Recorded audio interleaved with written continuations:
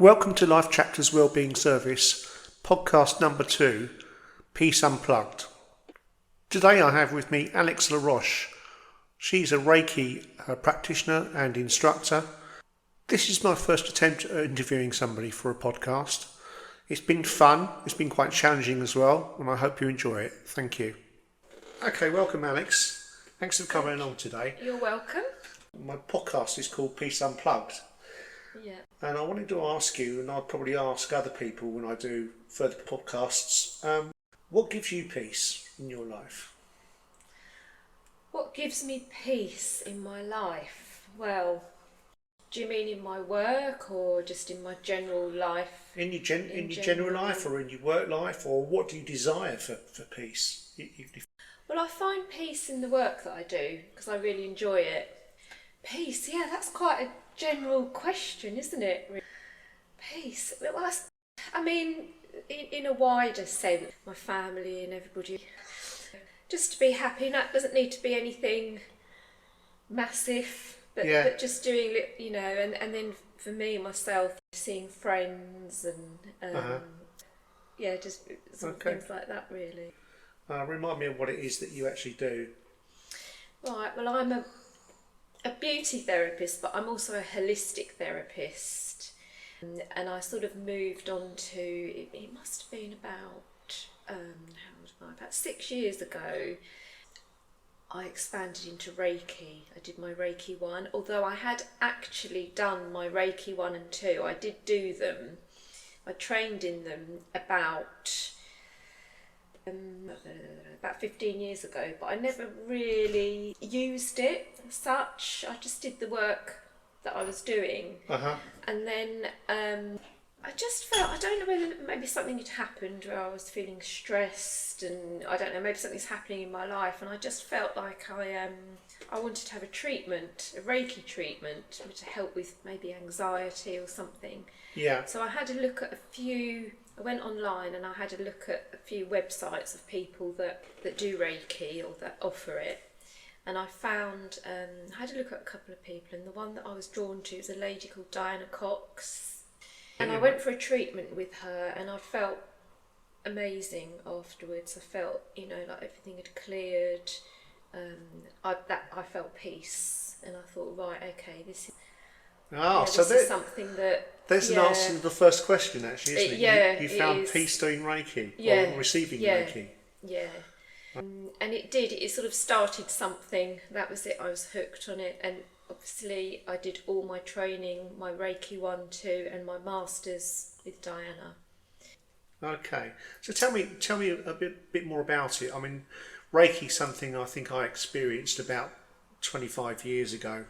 Yeah. One of the places that I was working, and I've got a sort of rough memory about what it's all about. Yeah. But can't remember much more about it, so I'd be interested to know what it actually involves.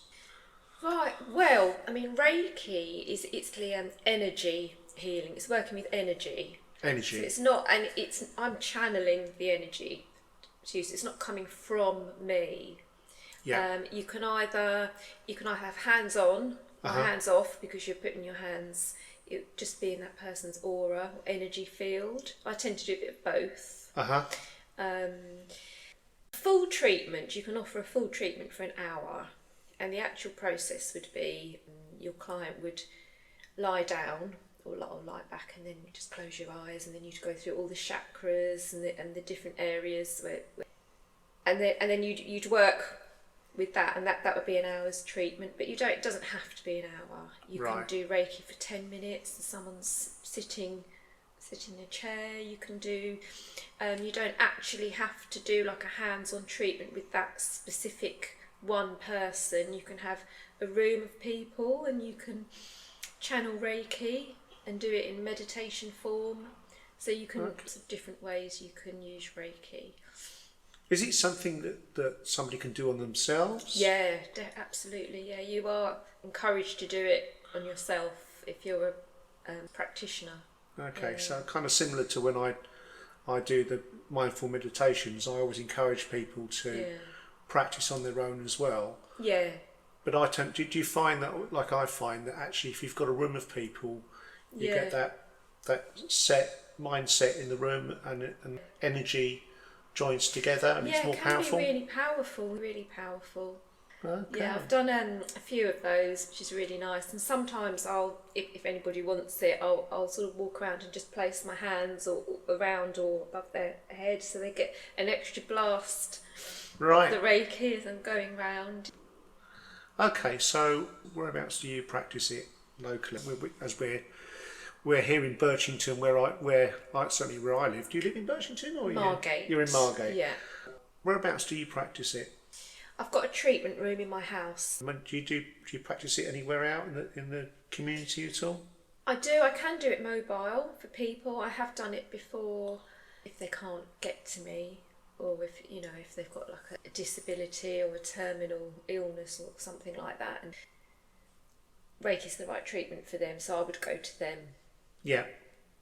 And I think it's what we refer to as a complementary therapy, isn't it? Yeah. So something. So in terms, we tend to think of that as it's not a replacement for the modern medicines or anything. No. But it can enhance, can't it? It promotes your own self-healing within the body, but yeah, it's always as a complementary treatment to. Do you consider it kind of spiritual, or? I personally don't tend to do it as a spiritual practice. Right. But people have lots of different beliefs and practices, and I find if you start bringing that into it, differences, or you might make somebody feel a bit uncomfortable, or for me, Reiki comes from the energy that's around us. Yeah. It can be spiritual, you can channel it spiritually, but I personally don't do that. Sometimes you can get little messages and things, or little visions. I tend to see colours. You wouldn't necessarily talk to them about that unless that's what they want. So you're giving people the choice and giving them... Well, if I see colours, I'll tell them, things like that. But It's kind of the way that I like to work, is actually giving people the choice how they receive whatever we're doing, and that they're in control all the time. Yeah, and sometimes people can have spiritual experiences. I mean, I've had it myself, and I've had a Reiki treatment. You've got the person giving you Reiki with their hands on a specific area, like maybe around the heart chakra or near the feet, and then as they move on, you can still feel the hands, and sometimes they say that's your light workers, angels that are coming in to help with the healing. Right. So you could have your own spiritual experience when you're having the treatment as well. Okay. Do you find that happens fairly frequently with people? That does happen a lot, whether it's just the psychological, or whether it is actually beings coming in to help with the healing. Yeah. Fascinating how that happens, because I've had experiences a little bit like that myself, and I think if it works, people come in and they know what I'm going on about there. I'm talking about all sorts of strange things. So tell me, Alex, who is your Reiki service for? What's your typical customer? Anybody and everybody. Okay, males and females? Yeah. All right. Is there a greater proportion of males than females, or the other way around? Or is it about the same? About the same. So how is Reiki different to other complementary therapies, or how is it similar to other complementary therapies? Well, Reiki is energy work, which obviously that would come under the category of a lot of treatments like reflexology, acupressure, massage. That's all classed as energy work that moves the energy around the body. But Reiki is it's very subtle and gentle. You don't actually have to touch your client or touch the body to be receiving the energy, which is probably quite nice. It's very non-intrusive. It's really soothing, relaxing, nurturing treatment. So Alex, what equipment do you use? Don't use any equipment, just my hands. Really? Yeah. So there's no any specialist chairs or anything? No. Okay. No, don't. Well, I've got a massage bed. You should have to have the person there with you. You can send distance healing, you can send distance Reiki. Oh, that's interesting. Have you done that yourself with people? Yes, I have a lot. Yeah, I send it a lot. And do people report back to you that it's working? Yeah, I send it to family and friends, to anybody really, anybody who's in need, who wants it.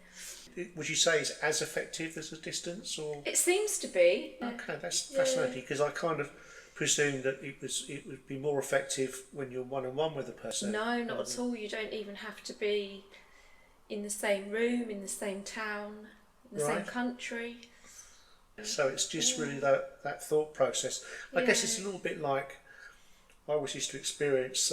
Sometimes I'd be thinking about a friend or a client, and as I thought about them, they ring me. And the times I've done that, we say, "I was just thinking about you." I know it's weird, isn't it, how that happened? We're kind of inclined to say it's weird, but actually, I don't think it is weird. Really. It's just real, isn't it? Yeah, you're on the same vibration. So we were just referring earlier on. What other wellbeing practices do you offer? You mentioned about you do health, beauty. Yes, still the beauty. My favourite is all the holistic treatments, though, which I'm going to be hopefully expanding on even more next year. I do a lot of massage. I do sports massage, sports remedial therapy, and aromatherapy, and reflexology is that's really picking up now. A lot of people have reflexology treatment.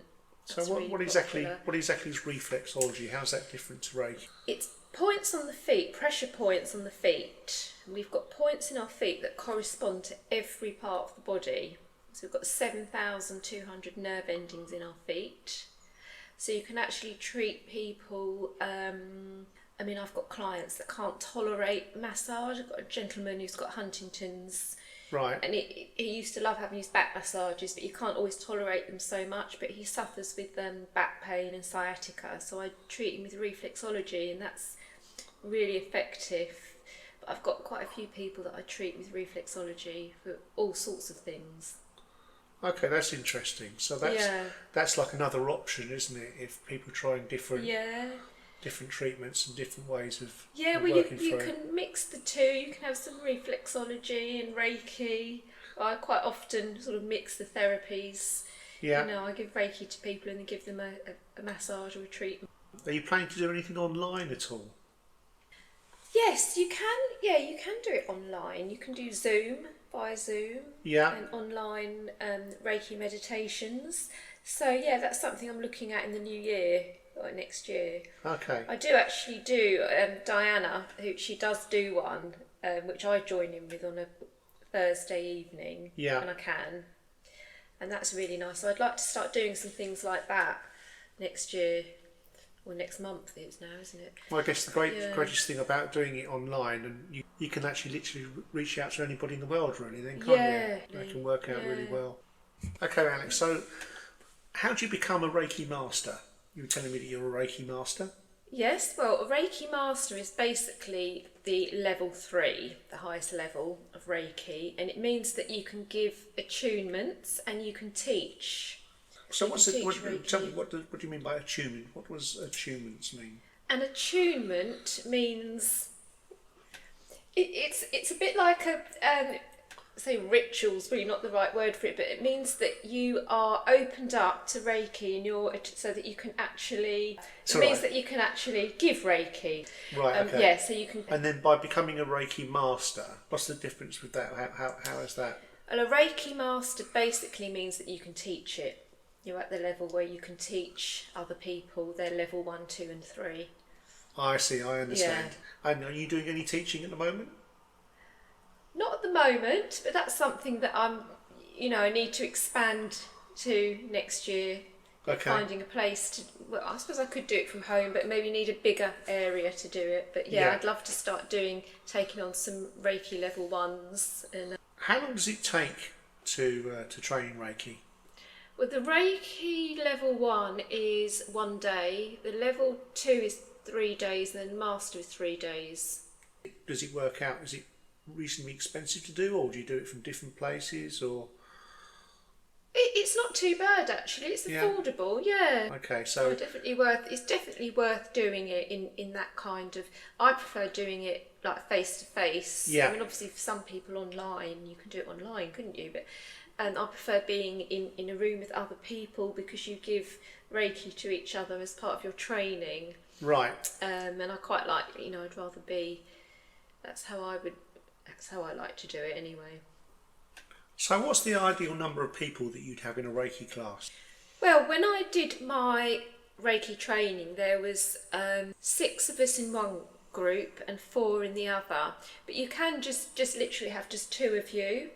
Right. Yeah, as long as there's 2. Well, I suppose you could just do a one-to-one training as well. But you could have a lot more people in a class. But I think it's nice to have smaller classes, personal. What's the largest class you've experienced? I wouldn't call it a class, but a Reiki share, where you all sit around and there's like 20 of you all sharing Reiki. Right. That's really lovely, that's really powerful. Yeah, that works out with a lot of people.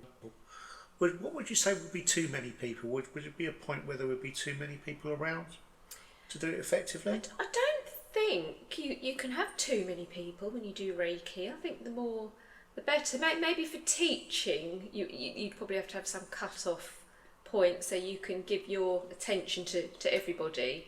Yeah. I mean, I don't know what the actual number would be. It probably, I'm not sure. I suppose it depends how big your room is. Well, the room size is quite an important thing, isn't it? Yeah, Really? I suppose you could have quite a few, but you'd have to be really ultra organised. Something else that I want to try is Tai Chi. I quite fancy the idea of that. Movement of energy. Yeah, that's brilliant. I know in terms of the yoga in Margate, there's something called I've been tempted to go up there myself, and I haven't done so yet. It's something called hot pod yoga. Yeah, I've done that. I did that once, but it was in the height of summer. So I think he gave us a bit of a gentler class that day in case we all passed out with heat. But I should imagine that's really nice in the winter. It keeps all your muscles warm, but it depends what type of yoga it is. There's lots of different styles of yoga. You've got yin yoga, which is a lot more energy. That would be classed as energy work. Meditative. Is that more of a meditation? Yeah. It's long passive stretches. Very, you meditate while you're doing that as well. But there's different types of yoga. Yeah. Okay. Any ideas of what the other ones are? You've got Hatha yoga, which is the quite a standard one that you get in a lot of the classes, or Vinyasa flow, Ashtanga yoga, which is quite hardcore, so I've heard. Right. And are those things that you may be thinking about bringing into your own practice as well at some point, I think? Yeah, I'm very interested in doing the yin yoga because I think that would connect really well with the Reiki and the energy healing. Yeah. That's something, and the meditations. So I think that's something that's worth looking at.